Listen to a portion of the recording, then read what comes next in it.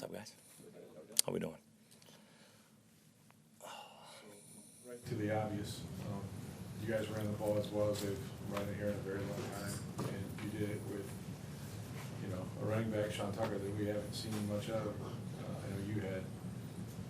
Is there any way that you would not envision just riding the Buck and Tuck show and you could go as hard as you can for the rest of the?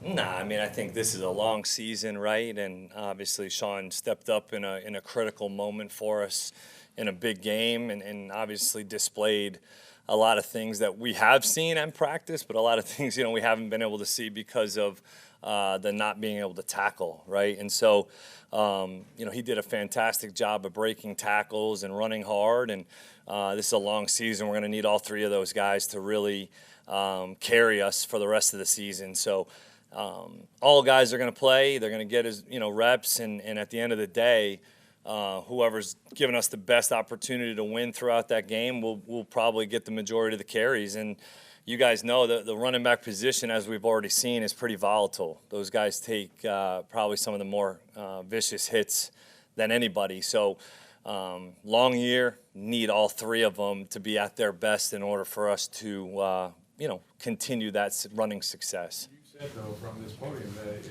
really difficult to get two guys the ball, It much is. less three.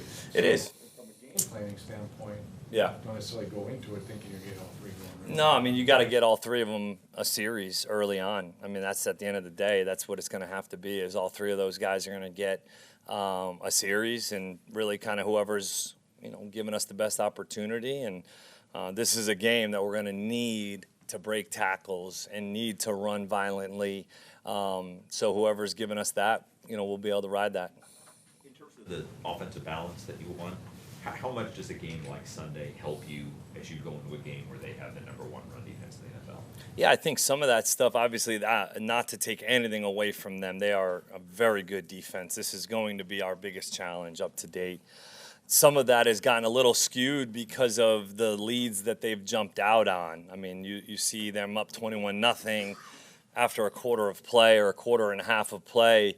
Balance gets thrown out the window. So, we have got to be able to run the football, obviously, to try to remain balanced, to try to keep them from making us, one-sided and just predictable. So if you get into a passing game against them and drop back every snap, it's probably not going to be a fun movie. Although, the stats would tell you otherwise. Well, those stats are a little bit skewed. They can rush the passer at a high level.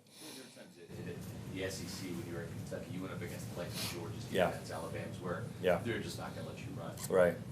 How difficult is that as an offensive coordinator to balance if we keep it up, Right. these 2 and 3s might turn into 5 and 6s, or, Yeah. you have to worry about wasting down. That's right. It's futile. Yeah, especially possessions against these guys because of the time of possession that they've been able to hold and the way that they play on offense, and then they get up to those leads and make you one-dimensional. We just can't allow that. We have got to obviously limit the turnovers and the penalties that, put us backwards in the second quarter last week. We cannot have those. We have to play clean and give our guys a chance. I mean, that's the biggest thing, is we have to try to stay balanced as much as we can while understanding maybe what's going on the other side of the ball. How are they playing? What's the flow of the game like? Because at the end of the day, those penalties and turnovers, they affect the whole team, not just our inability to score. It puts our defense in bad positions. It puts our special teams in poor positions. So we have got to play clean from an operational standpoint, so to then just give us an opportunity to go compete and try to be as balanced as possible. Liam, you talked about possibly giving each back a series to show his worth. Yeah. Is there any danger of inhibiting fast starts by doing that? No, I don't think so. I mean, I think at the end of the day, we can start fast regardless of who's in. I believe that. I trust that. The last 3 weeks we've gone out and scored on the first possession, and that's more so just because the guys are clicking and they're doing their job and they're pass protecting and we're catching and we're getting open. And I have full belief and trust in whoever's in those moments will be able to give us a fast start. Chris Godwin had one heck of a game for you. not quite sure what the thinking was there at the end of the half, throwing the ball to Tristan Wirfs. It wasn't how it was supposed to be Yeah, right. designed. Just talk Yeah. to us about that. No, it was just we're trying to create a play, and we have it. We just probably haven't repped it enough to get it as clean as it needs to be. So they were supposed to be blocking over on that side for a potential throwback, but not obviously to the lineman. You know, you guys, it was a record-setting day with all the yards and all that. I know you were on Peter Schrager's podcast saying, despite that, you still haven't played Right. all 4 quarters. Yeah. So you guys can be even better than those numbers that you put up on? It's more just cleaner. You know, I think that's the thing we're really striving for is, you know, our staff, you know, credit to them for keeping our guys engaged all last week throughout a stressful week. I thought our staff, our coaches, our assistants did a phenomenal job last week and of keeping the guys engaged, and they were very locked into the plan. And then really what occurred last Sunday was players making plays. There wasn't anything that we really did differently in terms of, like, I wasn't just making these great calls and stuff. Like, they were executing. They were breaking tackles. We throw a check down and Chris breaks it for 55 yards. Like, that's players over plays, and that was the case on Sunday. But we still did some things that are critical mistakes that against maybe a different quarterback or a different situation, that will put us into a position we don't want to be in, that will inhibit us from going to be able to score and put our team in the best possible position to be successful. So, yeah, it was great. There was a lot of stats and accolades, and people are all excited. That's great. But we know that we can play a lot cleaner, and whether that results in 51 points and yards and all that, I don't know. But we can't play a quarter of football like that and expect to win a lot of games. Sterling Shepard's made some plays for you, but he probably had maybe more penalties that hurt you the other day. But do you still need that third receiver Yes. to emerge? Yes. Because they're going to constantly, obviously, focus on Mike. That's critical this week. We need that Z position to be trusted upon, to come in and execute. I love Shep. A couple of those were, you know, a little iffy, but his energy, the way he's in the huddle, in the locker room, pregame, on the sidelines, like, I love Shep's energy, love being around him. But we do need some more production out of that position. We also need to trust that position in order to throw them the ball and stuff. But you saw Ryan Miller get involved, have a huge catch on a critical situation where things weren't looking so hot. He catches a flat route down the sidelines for 34 yards, whatever it was.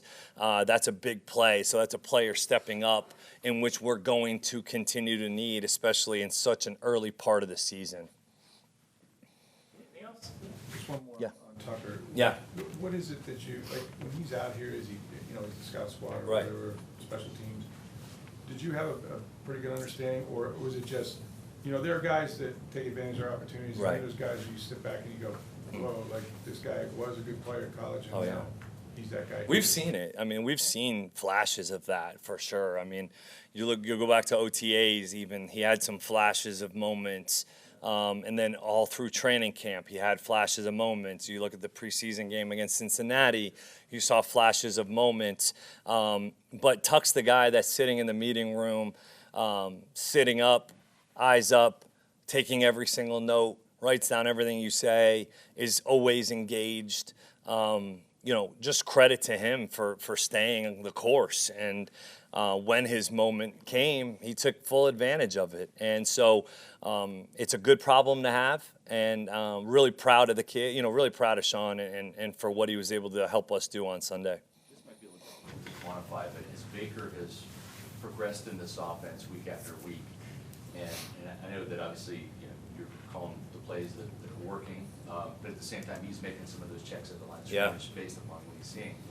Have you noticed the percentage of the times he's changing the plays increase for the better? In other words, is he becoming a better student of this offense to make more right calls? I would say so. I would say that sometimes, you know, we've got to make sure we see how much is too much.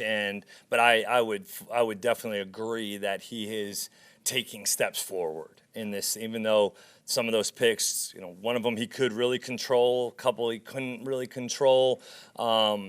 I was really pleased with the way he played for the most part on Sunday. He is getting us into, the right looks, like some of the runs that we are going into cleaner looks. Then that's him doing his job and making sure we are in those right looks. And then some of the plays that he's had to get out of, we were able to be efficient on. I wouldn't know exactly the percentage of success rate when he is changing the play. It's more so just like when he does have a couple options, just making sure we are in the right ones. He's done a really nice job so far. Okay, thank you. Thanks, guys.